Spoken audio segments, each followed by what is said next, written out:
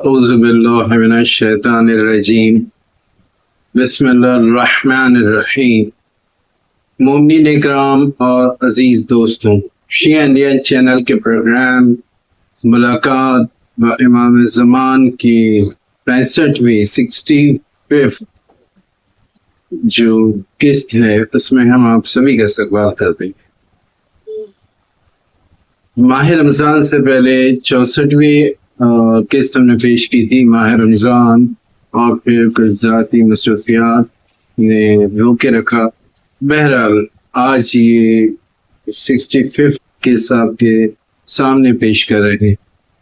آپ جانتے ہی ہیں کہ اس کا مقصد صرف اتنا ہے کہ ہم اپنے وقت کے امام کی معرفت حاصل کر سکیں، جو ہمارے لیے واجب ہے۔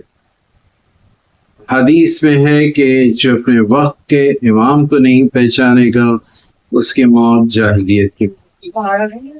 اس لیے ہمارے لیے ضروری ہے کہ ہم انہیں پہچانے، اور آقا امام خود کہتے ہیں کہ ہم تمہاری نگہداشت سے کبھی غافل نہیں ہوتے، ہر لمحہ تمہاری فکر کرتے ہیں، تمہاری نگہداشت کرتے ہیں۔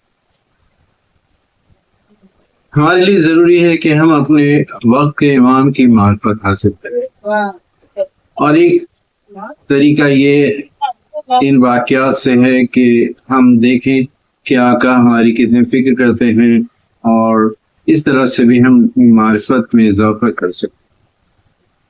تو چلیے آج کا واقعہ پیش خدمت ہے۔ عالم جلیل آقا سید حسن کاظمینی جبل آمدی فرماتے ہیں، اس دوران جب میں سامرہ میں پڑھ رہا تھا، حاج ملا علی ابن حاج مرزا خلیل سامرہ تشریف لائے۔ میں نے ان سے گزارش کی کہ میرے کمرے میں قیام کریں، انہوں نے بھی قبول کر لیا۔ میں نے ان سے درخواست کیا کہ جب آپ نماز شب کے لیے بیدار ہوں گے تو مجھے بھی اٹھا لیجیے گا۔ حاجی ملا علی جلدی سو گئے تھے اور میں درس و مطالعے میں مشغول تھا اور کچھ دیر میں سویا، لیکن جب حاجی ملا علی اٹھے تو مجھے بھی جگایا۔ میں نے بہت کہا کہ میں دیر میں سویا ہوں، لیکن بہرحال نہ مانے اور نماز شب کا حکم دیا۔ ہم نے نماز شب پڑھی، اس کے بعد کہا چلو جلدی، اور ہم صحن مطہر کی طرف گئے۔ میں بھی سدانی کی طرف گیا، اس کے بعد ہم سرداب کی طرف پڑھ رہے تھے۔ سرداب کی سیڑھی کے بیچ ہمیں ایک نور روشن تندور کی مانند دکھائی دیا۔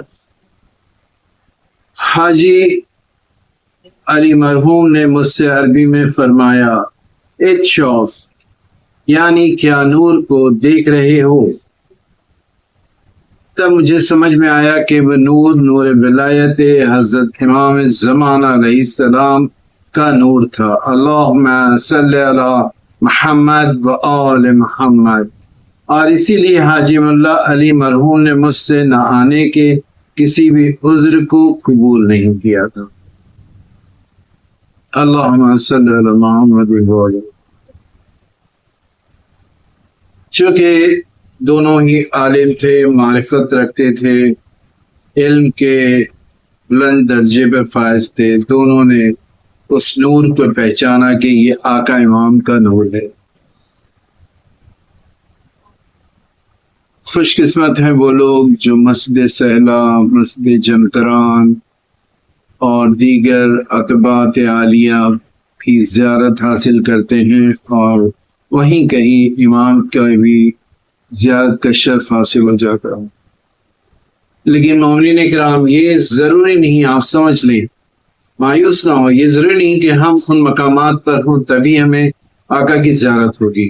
اگر ہمارے گناہ نہیں ہے، تقوی و پرہیزگاری حاصل ہے، امام سے ملنے کی، امام کی زیارت کی وہ تڑپ ہمارے اندر موجود ہے، تو ہم ہندوستان، پاکستان یا دنیا کے جس کونے میں بھی ہوں گے، آقا امام کی زیارت کا شرف حاصل کر سکتے۔ ضروری یہ ہے کہ ہم ان کی معرفت کو زیادہ سے زیادہ حاصل کریں۔ دوستوں، شب جمعہ ہے، روز جمعہ امام زمانہ کے ظہور کے دن کہا جاتا ہے، جیسے کہ دعائے ندبہ میں بھی آپ پڑھتے ہیں کہ یوم جمعہ متوقع ہے امام کے ظہور کے دن۔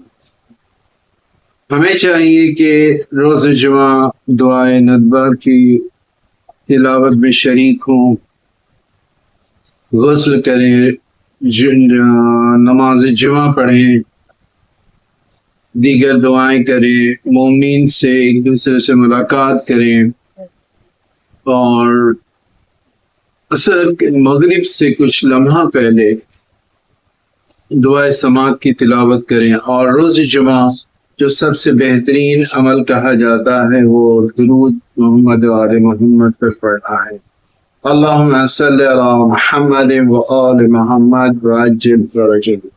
ہمیں چاہیے کہ کم سے کم 100 بار اس درود کو ضرور پڑھیں۔